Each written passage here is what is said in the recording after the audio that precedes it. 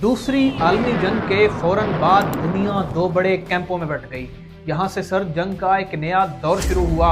एक तरफ मगरबी ममालिक का दिफाई इत्तेहाद नेटो था जो 1949 में बना। इसका मकसद ये था कि अगर एक रुकन मुल्क पर हमला हुआ तो सब मिलकर इसके खिलाफ लड़ेंगे। दूसरी तरफ सोवियत यूनियन की सरबराही में मशरकी यूरोप के कम्युनिस्ट ममालिक का इत्तेहाद यानी वारसा पैक्ट जो नेटो को जवाब देने के लिए 6 साल बाद 1955 यानी 1955 में बनाया गया। लेकिन सबसे हैरान कुन बात यह है कि इन्हीं 6 सालों के दौरान सोवियत यूनियन ने खुद नेटो में शमूलियत की दरखास्त दे दी।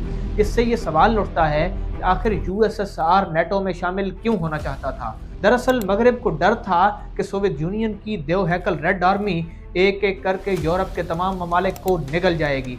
इसी डर से नेटो बनाया गया। सरकारी तौर पर कहा गया कि ये तो सिर्फ दिफाई इत्तेहाद है, यूरोप का कोई भी मुल्क इसमें शामिल हो सकता है, ये इत्तेहाद किसी के खिलाफ नहीं है। लेकिन सबको दिल में पता था कि ये तो दरअसल सोवियत यूनियन के खिलाफ बनाया गया इत्तेहाद है।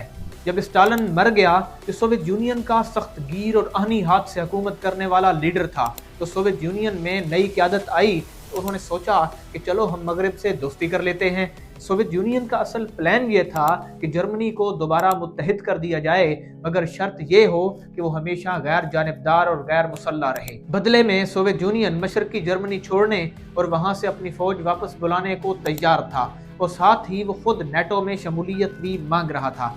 सोवियत लीडरशिप खूब जानती थी कि मगरब बिन शरायत को हरगिज़ कबूल नहीं करेगा, लेकिन इसने फिर भी दरखास्त दे दी क्योंकि ये इनके लिए मुकम्मल विन विन सूरत हाल थी। अगर मगरब ने इनकार किया तो दुनिया के सामने ये साबित हो जाता कि नेटो दरअसल एक एंटी सोवियत इत्तेहाद है और सोवियत यूनियन को अपना अलग फौजी ब्लॉक यानी वारसा पैक्ट बनाने का मुकम्मल अखलाकी जवाब मिल जाता। और अगर मुजज़ाती तौर पर मगरब ने हाँ भी कर दी तो नेटो की एंटी सोवियत शनाख्त खुद ब खुद ख़त्म हो जाती। और सबसे बड़ी बात यह है कि जर्मनी हमेशा के लिए गैर मुसल्लह रहता, जो दूसरी आलमी जंग के बाद सोवियत यूनियन की सबसे बड़ी स्ट्रैटेजिक ख्वाहिश थी। नतीजा यह निकला कि मगरब ने सोवियत यूनियन की दरखास्त फौरन मुस्तरद कर दी।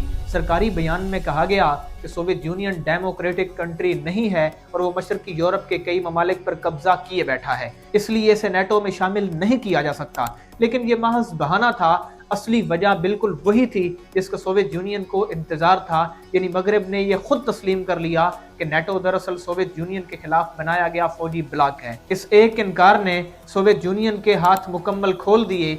बस 1 साल बाद 1955 में इसने अपना फौजी इत्तेहाद कायम कर लिया और इसका नाम रखा वारसा पैक्ट।